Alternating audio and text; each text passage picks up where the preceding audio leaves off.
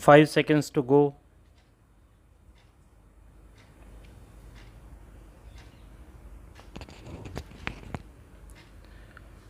Start.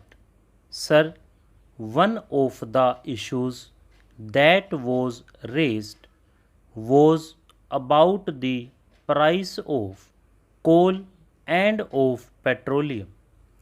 I must submit that the coal price has been recently raised because of the fact that we had to enter into the National Coal Agreement, which casts a burden on the exchequer to the tune of rupees 200 crores every year.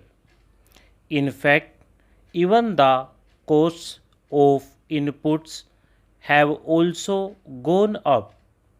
Having regard to these two factors, we had to take a very painful decision of increasing the coal price.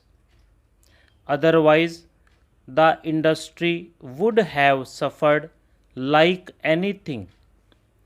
On the petroleum side, the position as it stands is that there is no doubt, as in fact honorable members had made observations, that while production has gone up, prices have also gone up.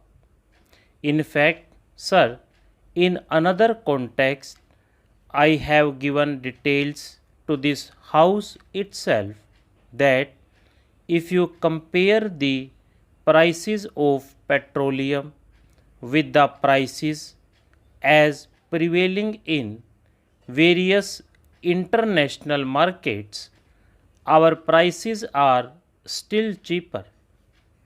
At one time, when the House did want that we should reduce the prices, I had categorically said that whatever resources we build through this process, we plow back the money for the exploration and exploitation of oil.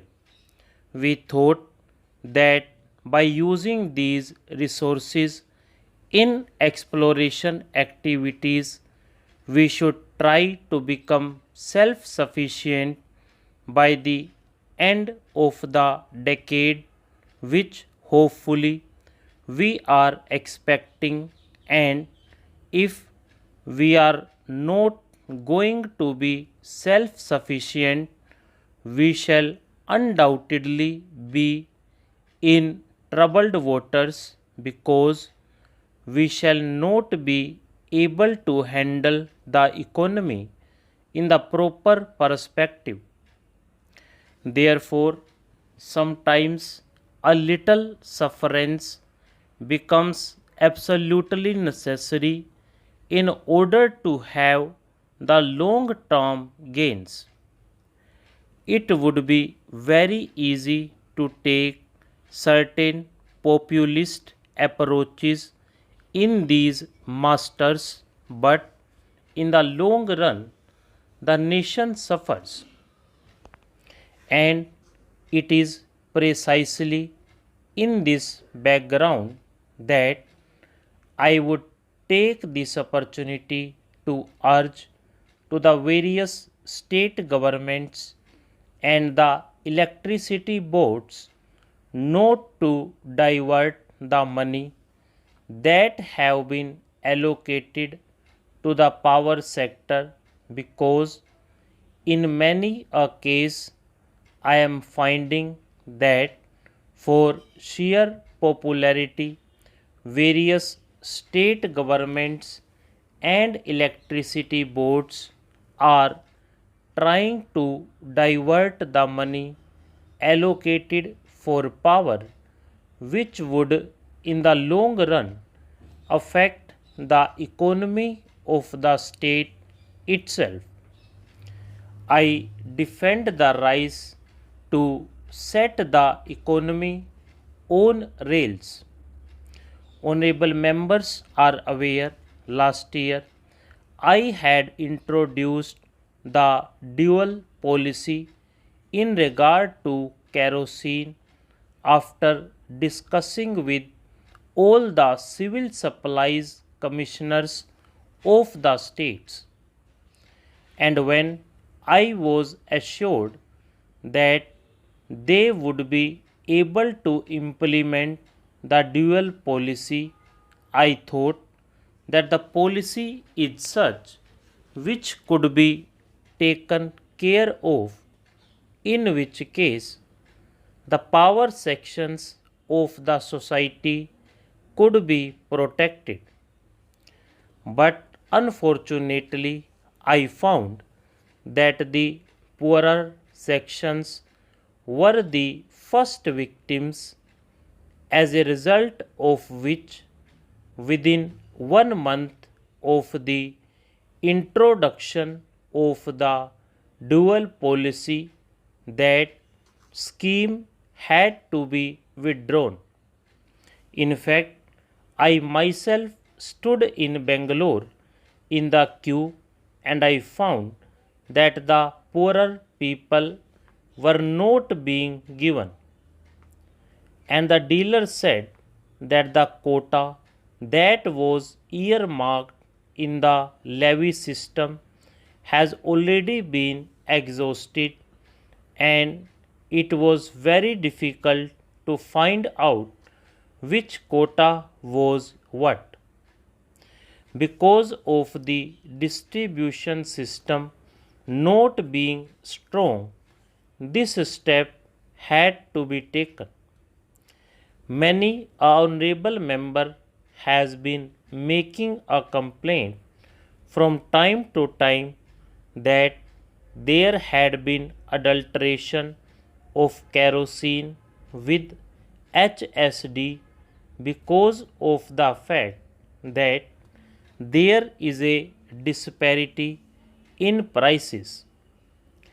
It is true, I concede that I am aware that about 19 to 20% of kerosene goes in the adulteration with HSD. I have been requesting the state government to take care of it, notwithstanding the fact that every quarter we go on increasing the allocation of kerosene to the states. Much of the kerosene is going towards adulteration, and I have been trying to impress upon the states that we have to import kerosene and that quite a large amount of foreign exchange is spent.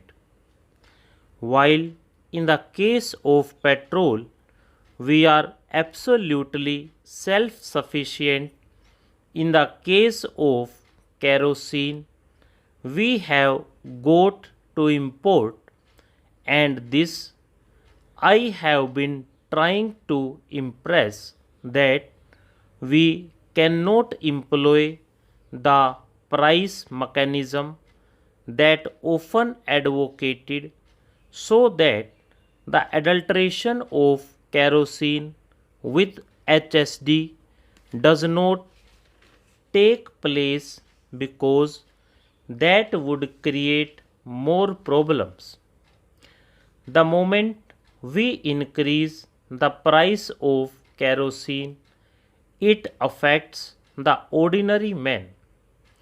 Maybe some people had been trying to tell me that this is no argument at all.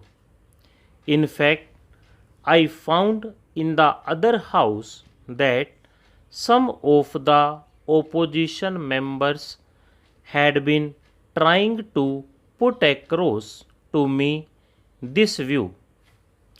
It is a question of policy which we are committed to, whether one likes it or not. A policy decision has certain perspectives, and these perspectives we have sought to put forth for our all round progress. Stop.